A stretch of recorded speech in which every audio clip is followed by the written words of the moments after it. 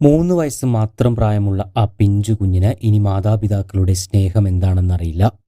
ഞങ്ങൾക്കൊരിടം വരെ പോകാനുണ്ട്, കുഞ്ഞിനെ ഒന്ന് നോക്കിക്കോണേ എന്ന് പറഞ്ഞ് അവർ പോയത് മരണത്തിലേക്കായിരുന്നുവെന്ന് ആർക്കും അറിയില്ലായിരുന്നു.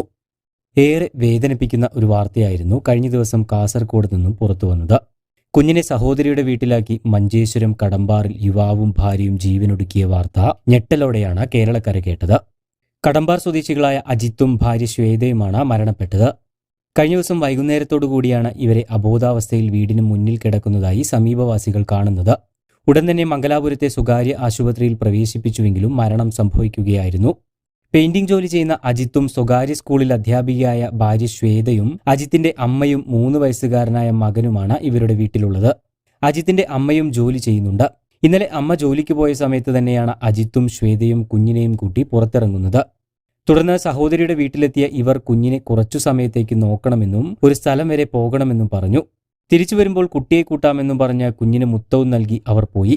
എന്നാൽ വൈകുന്നേരമായിട്ടും കുഞ്ഞിനെ എടുക്കാനായി ഇവർ തിരികെ എത്താത്തതിനെ തുടർന്ന് നടത്തിയ അന്വേഷണത്തിനൊടുവിലാണ് രണ്ടുപേരെയും വീടിന്റെ മുറ്റത്ത് തളർന്നു കിടക്കുന്ന നിലയിൽ കണ്ടെത്തുന്നത്. എലിവിഷം കഴിച്ചാണ് ഇരുവരും ആത്മഹത്യ ചെയ്തത് എന്നാണ് നിഗമനം. മരണത്തിന് പിന്നിൽ സാമ്പത്തിക പ്രശ്നങ്ങളാണ് എന്നാണ് പോലീസിന്റെ പ്രാഥമികമായ നിഗമനം. മംഗലാപുരത്തെ ആശുപത്രിയിൽ ചികിത്സയിലിരിക്കെ ഇന്നലെ പുലർച്ചെയാണ് ഇരുവരും മരണത്തിന് കീഴടങ്ങുന്നത്. സാമ്പത്തിക പ്രയാസങ്ങളുണ്ടെങ്കിലും ആത്മഹത്യ ചെയ്യാനുള്ള സാഹചര്യങ്ങൾ ഒന്നുമില്ല എന്നാണ് ബന്ധുക്കളും നാട്ടുകാരും പറയുന്നത്. അതോടൊപ്പം തന്നെ ഇവരുടെ കടബാധ്യതകളെക്കുറിച്ച് വിശദമായി അന്വേഷിക്കണമെന്നും നാട്ടുകാർ ആവശ്യപ്പെടുന്നുണ്ട്. സ്വകാര്യ പണമിടപാട് സ്ഥാപനത്തിൽ നിന്നെടുത്ത പണത്തിന്റെ തിരിച്ചടവ് മുടങ്ങിയതിനാൽ ചിലർ ഭീഷണിപ്പെടുത്തിയിരുന്നതായും പറയുന്നുണ്ട്. എന്നാൽ പോലീസ് ഇക്കാര്യം സ്ഥിരീകരിച്ചിട്ടില്ല. അതേസമയം കടമ്പാറിലെ സ്വകാര്യ സ്കൂളിലെ അധ്യാപികയായിരുന്ന ശ്വേത സ്കൂളിലെ എല്ലാ പ്രവർത്തനങ്ങളിലും സജീവമായിരുന്നുവെന്നും എന്നാൽ വീട്ടിലെ സാമ്പത്തിക പ്രയാസങ്ങളൊന്നും പങ്കുവയ്ക്കാറില്ലായിരുന്നുവെന്നുമാണ് സഹപ്രവർത്തകർ പറയുന്നത്.